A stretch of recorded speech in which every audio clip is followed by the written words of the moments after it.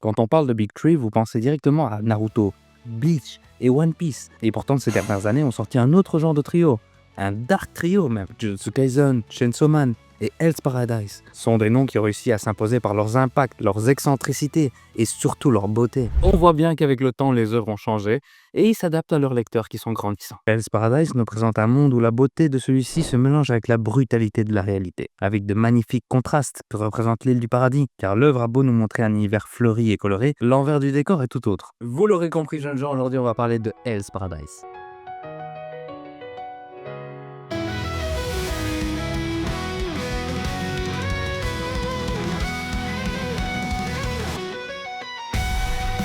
On va suivre l'histoire de Gabimaru le Vide, qui après avoir exterminé son clan d'assassins se fait capturer et est mis à mort. Mais personne n'arrive à le tuer, que ce soit par décapitation, écartèlement ou par immolation. C'est tout simple, ce bouc ne craint rien.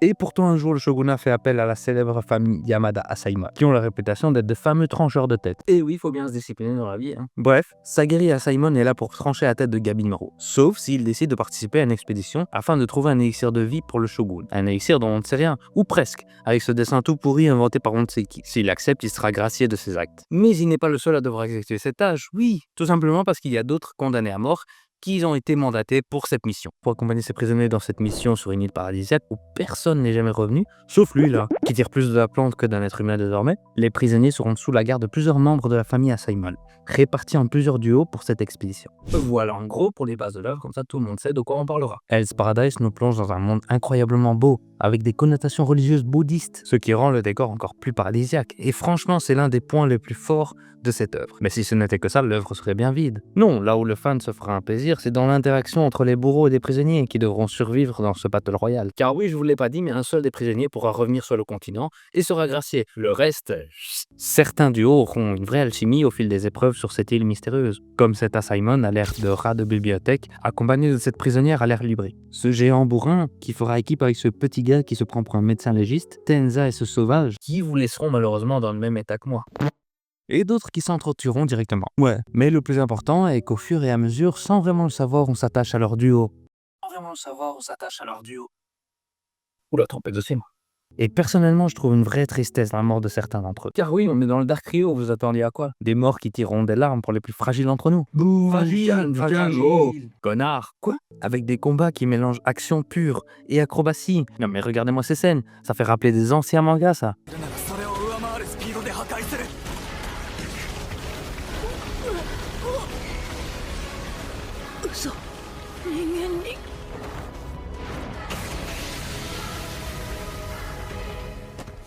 Les antagonistes aussi, regardez-moi ça, ça ressemble à des méchants pour vous. Non mais je suis désolé, ils ont plus l'air d'être défoncés et vivent leur meilleure vie. Ce mec est carrément un plan de bœuf.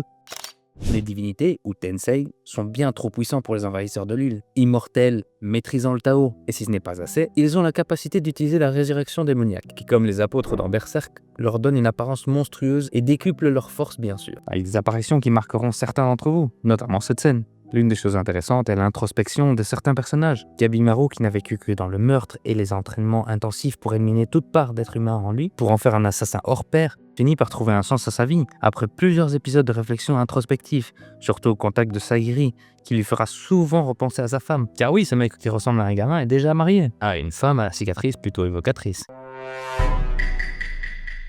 Non mais un personnage comme lui, si pragmatique, ça fait du bien de voir ça de temps en temps. Il est déterminé, réfléchi, et son sang-froid dans les combats fait en sorte qu'il nous montre et nous montrera encore plus de belles actions. Les techniques de ninjutsu et de taijutsu sont déjà bien impressionnantes, mais il y aura d'autres événements qui changeront encore bien les choses. Un moment intéressant dans l'œuvre est quand Gabimaru perd ses souvenirs, à cause d'une trop forte utilisation du Tao. Et ses compagnons d'aventure ne savent pas qu'ils sont en présence d'une des choses les plus dangereuses de lui. Car ne sachant pas qui ils sont, Gabimaru pense à faire semblant pour avoir plus d'informations sur eux, et pense aussi très fortement à tous les tuer. Et on sent que ça peut partir à n'importe quel moment, si Gabimaru voit un geste suspicieux pour lui. Vous avez Sagiri qui ne s'est jamais fait valoir dans son clan, car elle est née femme. Elle apprendra à se faire confiance et devenir une meilleure version d'elle-même. Shion, qui bien qu'aveugle, sera le pilier de cette expédition, comme un père pour l'un, maître pour l'autre. Il arrivera à porter plusieurs personnes durant la découverte de cette île, par son expérience, son calme et la maîtrise de sa lame.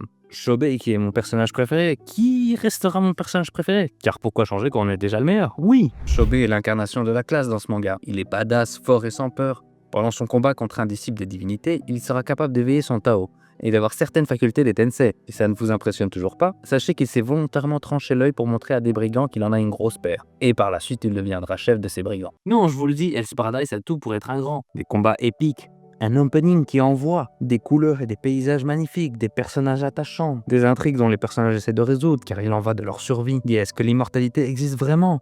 Qui sont ces divinités qui peuvent se changer physiquement? Qu'est-ce que le Tao? L'énergie ésotérique de ce manga, que les divinités et adeptes de l'île utilisent? Qui est cette jeune fille qui semble survivre seule sur cette île? Et ça, ce n'est que la première partie de l'œuvre. La saison 2 nous réserve beaucoup plus d'action et aussi l'apparition d'autres intervenants, mais aussi l'évolution des personnages déjà bien connus. Non mais je vous le dis, la saison 2 fera parler d'elle, que ce soit en bien ou en mal. Et j'ai vraiment hâte que les Anime Only puissent connaître la suite de l'œuvre, ou la fin, on ne sait jamais ce qu'ils vont apporter dans cette deuxième saison. Est-ce qu'ils vont faire directement la fin de l'œuvre, ou est-ce qu'ils vont répartir ça dans une troisième saison? On ne sait pas encore. Personnellement, j'ai pu découvrir l'œuvre avec le collector qui est juste ici, et donc il y a eu les 13 tomes disponibles. Franchement, ce manga, c'est un concentré d'action qui va vous maintenir du début jusqu'à la fin avec une très bonne durée de vie. 13 tomes, ça passe vraiment bien. Et voilà pour Hell's Paradise, une œuvre qui a eu un peu moins d'impact que ces deux complices qui ont eu la chance d'avoir plus de lumière, donc peut-être parce qu'il se terminait beaucoup plus tôt que les deux autres. Moi, je vais vous laisser là pour ce petit résumé de l'œuvre. On attend bien sûr la saison 2.